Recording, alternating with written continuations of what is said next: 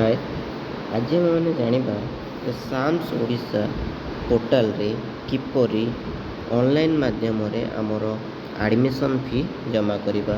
तो बर्तमान आम +3 पिलांकर देखा जे कौन होकर एडमिशन फी रो प्रोसेसटा किपरि होची आसंतु देखा। तो साम्स ओडिशा प्रथम आम सर्च कले कलापर साम्स ओडिशा एभली गोटे ओपन हो यापर आप क्लिक करेंगे।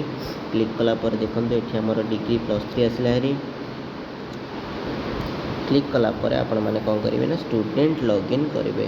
स्टूडेंट लॉगिन कलापर आपण मैंने आपण मानकर मोबाइल नंबर देवे जहाँ देइथिले।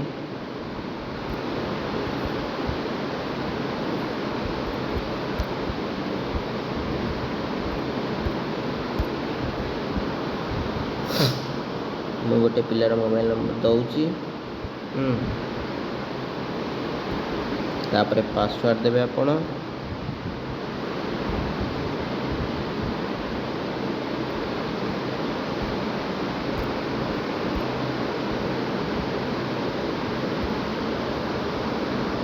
तापर से कैप्चा टी भरी देवे जहाँ कैप्चा आपणकर देइछि।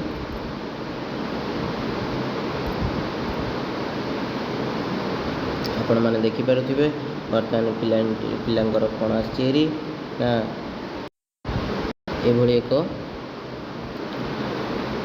इंटरफेस खोली।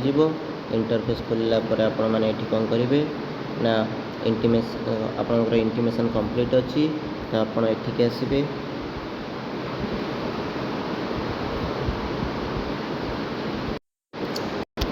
ये क्लिक करेंगे।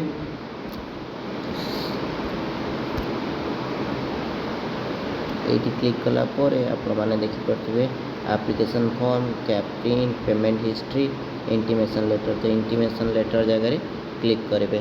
इंटीमेशन क्लिक कलापर आपण मानकर देखिए आपण मैंने दे दीजिए कौन करेंगे ना फ्रीज करने चाहते फ्रीज करेंगे, फ्लोट करने चाहते फ्लोट करेंगे और स्लाइड करने स्लाइड करेंगे। तो फ्रीज कौन जब आप चयन होता आसन अर्थात उभय शिक्षानुष्ठान और ऑनर्स विषय सन्तुष्ट था तेज आपड़ ये विकल्प चयन करें।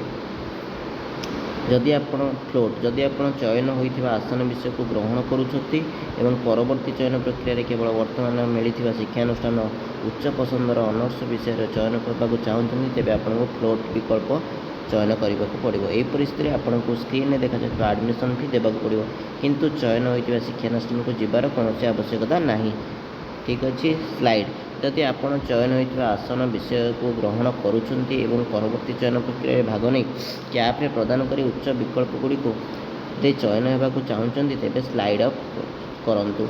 यह आपण निमंते स्क्रीन में देखा जाता एडमिशन फी देवाक पड़ो किंतु चयन होता शिक्षानुष्ठान को जीवार कौन आवश्यकता नहीं। तो यहाँ को आम क्लोज करदे। तो ये आपने देखिपे ये पिलांकर आसी जाइए। तो यहाँ कौन देती ना एडमिशन फी। तो आप फ्रीज करेंगे कि फ्लोट करेंगे। तो ये आप पढ़ी थे फ्रीज कि फ्लोट करने।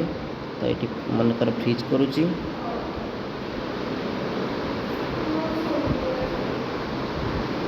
तापर जेनरेट ओटीपी जीव ओटीपी देलापर आपणकर जी टंका होती आप पेमेंट करें। ठीक अच्छे ओके थैंक यू।